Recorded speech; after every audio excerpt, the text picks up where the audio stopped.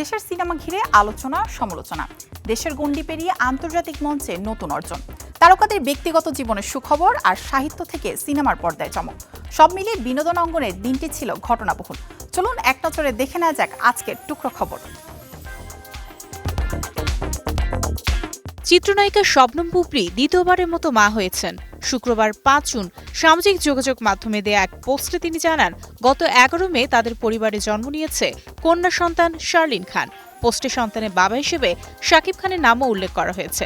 বুবলী জানান, রাজধানীর এভারকেয়ার হাসপাতালে জন্ম নেয়া নবজাতক ও তিনি দুজনই সুস্থ আছেন।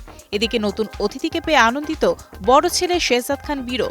মাতৃত্বকালীন বিরতির পর শিগগিরই কাজে ফেরার ইচ্ছার কথাও জানিয়েছেন এই চিত্রনায়িকা।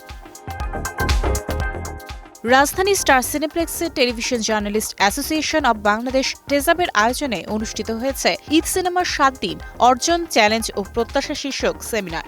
এতে ঈদে মুক্তিপ্রাপ্ত চলচ্চিত্রগুলোর নির্মাতারা দর্শক সাড়া, ব্যবসায়িক সাফল্য, হল সংকট, বিপণন কৌশল ও চলচ্চিত্র শিল্পের ভবিষ্যৎ সম্ভাবনা নিয়ে মতবিনিময় করেন। বক্তারা দেশীয় সিনেমার প্রতি দর্শকের আগ্রহ বৃদ্ধিকে ইতিবাচক উল্লেখ করে প্রযুক্তির ব্যবহার, পাইরেসি প্রতিরোধ ও আন্তর্জাতিক বাজার সম্প্রসারণে আরও উদ্যোগের আহ্বান জানান।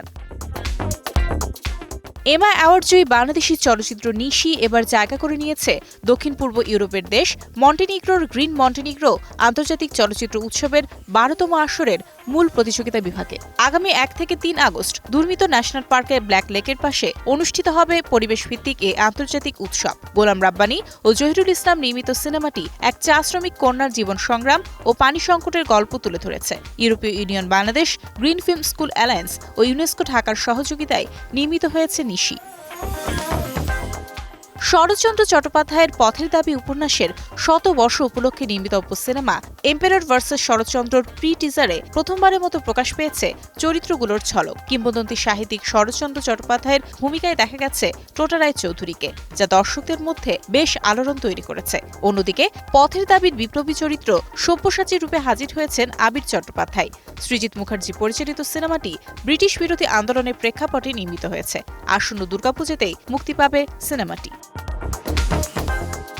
এভাবেই সাফল্য, স্বপ্ন, চমক আর নতুন সম্ভাবনার গল্পে প্রতিদিনই সরব থাকে বিনোদন অঙ্গন। আজকের টুকরো খবর এখানেই শেষ। বিনোদন দুনিয়ার আরও সব খবর নিয়ে ফিরব আগামী পর্বে।